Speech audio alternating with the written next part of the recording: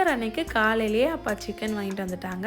Chicken எல்லாம் நல்லா wash பண்ணதுக்கப்புறமா முதல் வேலையாக கிரேவி தான் அம்மா ரெடி பண்ணாங்க.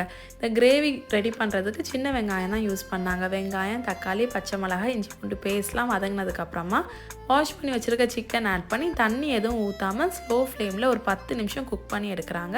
அதுக்கப்புறமா வீட்டிலேயே வறுத்தரைச்சி ரெடி பண்ண மசாலாவையும் ஆட் பண்ணி சூப்பரான கிரேவி ரெடி பண்ணிட்டாங்க. சிக்கன் 65 ரெடி பண்ணுறதுக்கு போன்லெஸ் சிக்கன் கூட மஞ்சத்தூள், மிளகாத்தூள், கரம் மசாலா, இஞ்சி பூண்டு பேஸ்ட்டு, தேவையான அளவு உப்பு, கார்ன்ஃப்ளவர் மாவு, தயிர் இது எல்லாத்தையும் நல்லா மிக்ஸ் பண்ணி சிக்கனை ஃப்ரை பண்ணி எடுத்துடலாம். சிக்கனை ஃப்ரை பண்ண அதே எண்ணெயில் வெங்காயம், தக்காளி ஆட் பண்ணி வதக்கிக்கோங்க. இது கூடவே கொஞ்சமாக மிளகாத்தூள், பெப்பர் தூள், சால்ட் ஆட் பண்ணி ஃப்ரை பண்ண சிக்கனையும் ஆட் பண்ணி மிக்ஸ் பண்ணால் என்னோட அம்மா ஸ்டைலில் சிக்கன் 65 ரெடி ஆயிரும்.